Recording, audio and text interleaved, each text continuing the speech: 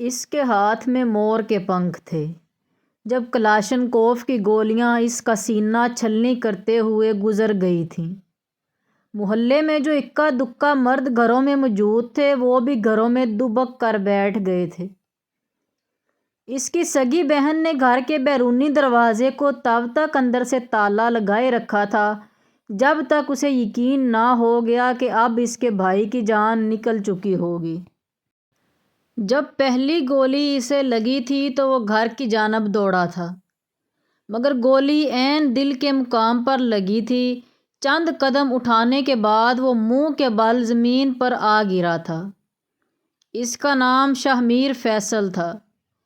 پیشے کے لحاظ سے ریڑھی باندھ تھا اور گاؤں گاؤں جا کر ریڑھی پر سبزیاں بیچتا تھا۔ اس کی فیملی میں محض اس کی ایک بہن تھی جسے وہ شہزادیوں کی مانند رکھتا۔ اس کی بہن کا نام فہمیدہ فیصل تھا، جو کہ کمپیوٹر سائنسز میں ایم فل کر رہی تھی۔ یہ بات روز روشن کی طرح عیاں تھی کہ وہ محض سبزی بیچ کر اپنی بہن کی تعلیم کے اخراجات پورے نہیں کر سکتا تھا، لہٰذا اس نے اپنے گھر کا اوپر والا پورشن کرائے پر چڑھا رکھا تھا، اور کرائے کی مد میں ملنے والی رقم وہ فقط بہن کی تعلیم پر خرچ کرتا تھا۔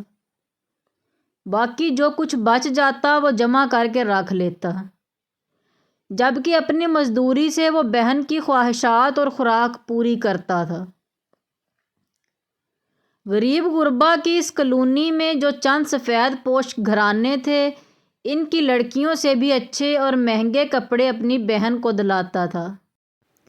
اس کی بہن کو مختلف پرندوں کے پر جمع کرنے کا بہت شوق تھا، لہٰذا وہ اپنی محنت مزدوری کے دوران ملنے والے پرندوں کے پر بھی جمع کرتا۔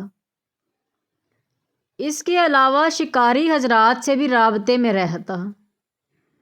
وہ جب بھی کوئی پرندہ شکار کر کے لاتے تو شاہ میر فیصل جا کر اس پرندے کا نام، خصوصیات، اس کا مسکن، تفصیلات کے ساتھ پوچھنے کے بعد وہ پر لا کر اپنی بہن کو دیتا اور پرندے کا نام بھی بتاتا۔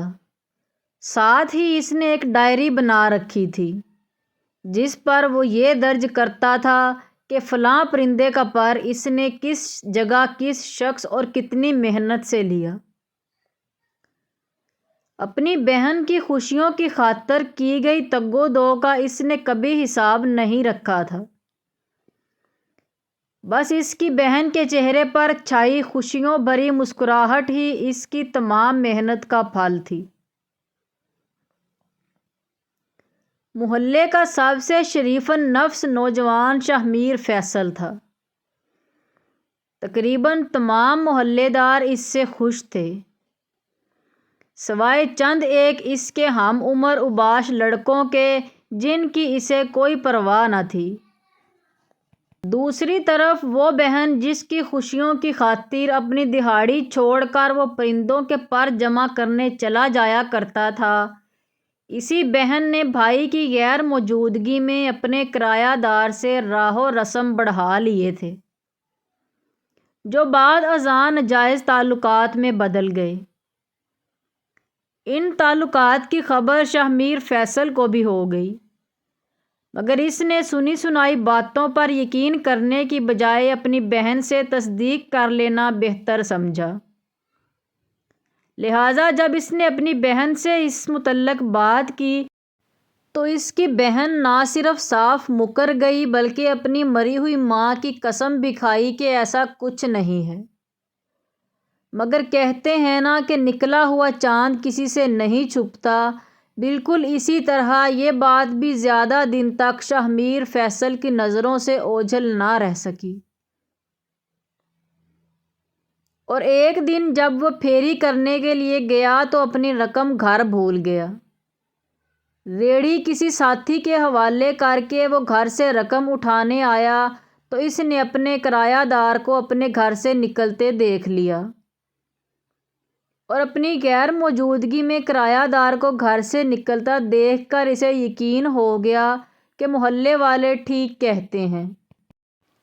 مگر اس نے صبح صبح اپنی بہن سے اس موضوع پر کوئی بات نہ کی اور رقم اٹھا کر گھر سے نکل گیا۔ شام کو آتے ہی سب سے پہلے اس نے کرایہ دار کو 2 دن کے اندر اندر گھر خالی کرنے کا کہا، اور پھر اپنی بہن سے اس بابت سوال کیا کہ آج صبح میری غیر موجودگی میں یہ کرایہ دار گھر کیوں آیا تھا؟ فہمیدہ فیصل نے اب بھی اپنے گناہ اپنے بھائی سے چھپاتے ہوئے کہا کہ ہمارے کمرے میں رسی کا ایک ٹکڑا پڑا تھا، جسے دیکھ کر میں نے سانپ سمجھ لیا اور ڈر گئی، تو کرایہ دار کو آواز دی، اس نے آ کر دیکھا تو رسی کا ٹکڑا تھا۔ شاہمیر کے دل میں وسوسہ پیدا ہو چکا تھا، مگر اب کی بار بھی وہ بہن کی وضاحت پر مطمئن ہو گیا، اور اس نے بجائے تحقیق کرنے کے بات کو رفع دفع کر دیا، کیونکہ کرایہ دار گھر چھوڑ کر دوسری گلی میں منتقل ہو چکا تھا۔ دوسری طرف اس کی بہن اور کرایہ دار گناہ لذت کے اتنے عادی ہو چکے تھے کہ اب کرایہ دار نہ آتا تو اس کی بہن گھر سے اکیڈمی پڑھانے کے نام پر نکلتی اور جا کر اپنے محبوب کے ساتھ وقت گزارتی۔ شاہمیر فیصل اپنی بہن کو کرایہ دار کے پاس اپنی آنکھوں سے جاتے دیکھا تو اس کے پیچھے موقع پر پہنچ گیا، جہاں وہ دونوں اپنی ہوس بجانے پر مصروف تھے۔ شاہمیر فیصل نے اپنی بہن کو گھر جانے کا کہا تو اس کی بہن نے صاف صاف انکار کر دیا اور اپنے محبوب سے شادی کرنے کی خواہش کا اظہار کیا، بصورت دیگر کورٹ میرج کرنے کی دھمکی دی۔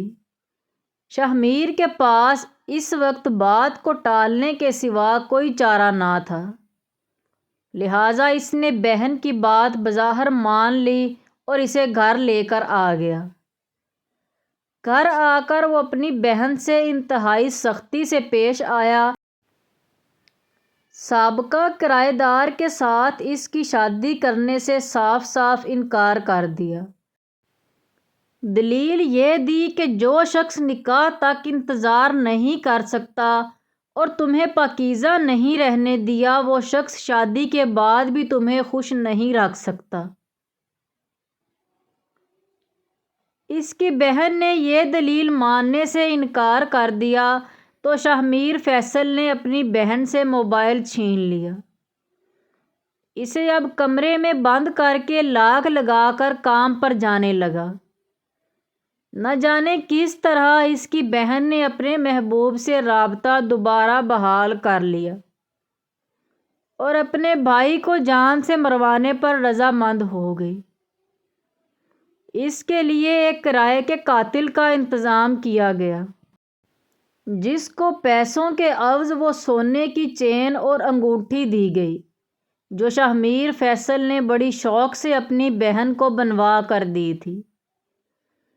آج جب شاہمیر فیصل کہیں سے اپنی بہن کے لیے سفید مور کے پنکھ لا رہا تھا تو گھر کی دہلیز کے عین سامنے اسے کلاشنکوف کی گولیوں سے بھون دیا گیا۔ پہلی گولی لگنے پر وہ گھر کی طرف بھاگا، مگر منہ کے بل گر پڑا۔ قاتل جس نے قتل کے پیسے لیے تھے وہ شاہمیر کے سر پر پہنچا اور اس کو سیدھا کیا اور پورا بریسٹ اس کے سینے میں اتار دیا۔ محلے میں موجود اکا دکا مرد فائرنگ کی آواز سن کر گھروں میں دبک کر بیٹھ گئے۔ جب آواز آنا بند ہو گئی تو کافی دیر بعد فہمیدہ فیصل نے دروازہ کھول کر رونا پیٹنا شروع کر دیا۔ اس کی آواز سن کر محلے کی باقی عورتیں بھی نکل آئیں، ساتھ ہی کچھ بزرگ مرد بھی باہر آ گئے۔ جب لوگوں نے شاہمیر فیصل کی لاش دیکھی تو ہر کوئی یوں رونے لگا جیسے ان کا سگا بیٹا مر گیا ہو۔ پولیس کو اطلاع دی گئی۔ محلے کے لوگوں نے سیدھا اس کی بہن پر شک کا اظہار کیا۔ فہمیدہ فیصل پولیس کے سوالات کے سامنے چند منٹ بھی نہ ٹک پائی اور اپنا جرم قبول کر لیا۔ کہ اس نے اپنے عاشق کے ذریعے کرائے کے قاتل کا انتظام کیا۔ کرائے کا قاتل اسی محلے کا ایک اوباش لڑکا تھا۔ یوں فہمیدہ فیصل، اس کا عاشق اور کرائے کا قاتل تینوں گرفتار ہو کر اپنے انجام کو پہنچ گئے۔ مگر فہمیدہ کے عمل نے ثابت کر دیا، عورت جب بہکاوے میں آ جائے، سانپ کی مانند اپنی اولاد کو بھی کھا جاتی ہے۔